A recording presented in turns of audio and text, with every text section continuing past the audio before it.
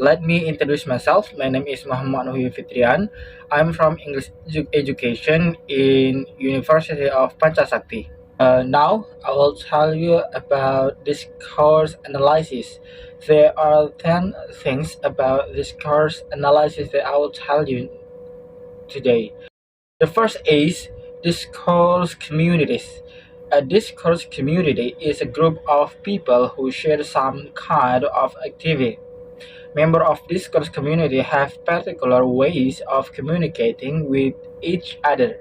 Discourse communities also interact with wider speech communities.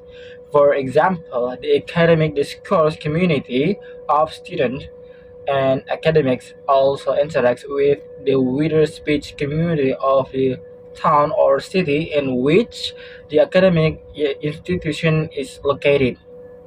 Example is a telephone call center is an example of discourse community. A telephone call center trying to communicate with customers on the phone in every particular ways. We need to pay attention to the pitch of our voice so that we conveyed a sense of confidence and sincerity in what we said. The next is language as social and local practice. A number of language or language varieties that used to interact in within their particular communities. The choice of language or language variety may be determined by the domain the language is being used in, such as with family, among friends, and in religious, educational, and employment settings.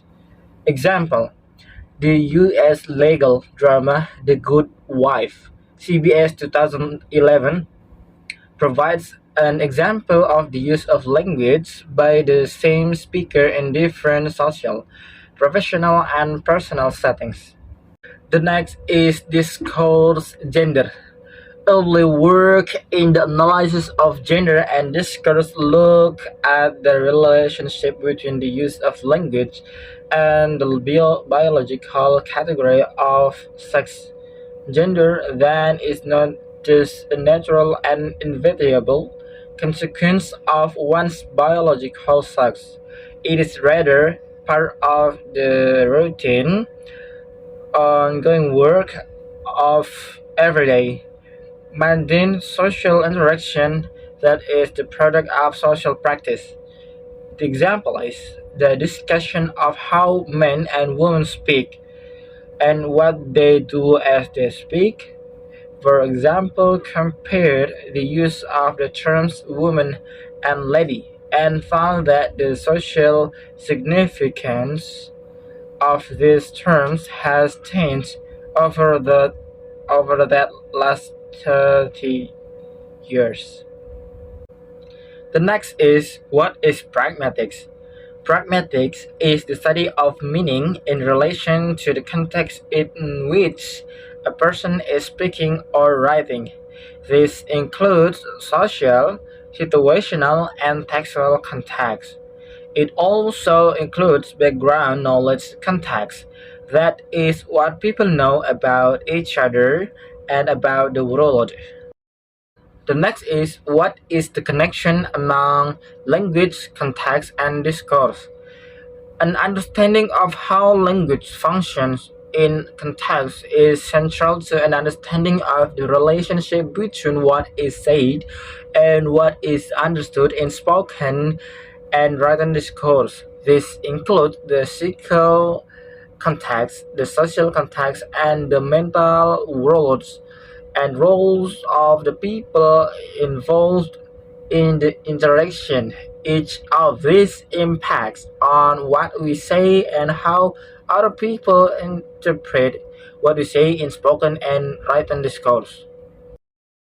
The next is what is speech, acts, and discourse. Two influential works in the area of pragmatics relevant to the area of discourse analysis. Language is used to do things other than just refer to the truth or falseness of particular statements. Their work appeared at a time when logical positives was the prevailing view in the philosophy of language. The logical positives view argued that language is always used to describe some fact or state of affairs, and unless a statement can be tested for truth or falsity, it is basically meaningless. The next is declarative. Declarative is a kind of speech acts that change the world via their utterance. In using a declaration, the speaker changes the world via words. A declarative is an utterance used by a speaker with the purpose of changing a situation in some way once the speech act has been uttered. The example is, I now pronounce you husband and wife. The next is representative. Representative is a kind of speech act that state what the speaker believes to be the case or not. Statements of fact, assertions, conclusions, and descriptions. In using a representative, the speaker makes words fit the world of belief. Discourse representation structure (DRS) is a mental representation built up by the hearer as the discourse unfolds. The example is, the earth is flat. The next is expressive. Expressive is a kind of speech act that state what the speaker feels. They express psychological states and can be statements of pleasure, pain, likes, dislikes, joy, or sorrow. They can be caused by something that speaker does or the hearer does, but they are about the speaker's experience. It is a general term for writing or speech that focused on the identity and or the experience of the writer or speaker. The example is, I'm really sorry. The last explanation about discourse analysis is directives. Directives is kinds of speech acts that speaker use to get someone else to do something. They express what the speaker wants.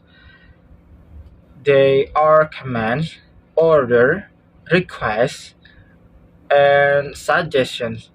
In using a directive, the speaker attempts to make the role fit the words via hearer. The example is they can be positive or negative. The example is, could you lend me a pen, please? And the next example is, don't touch that.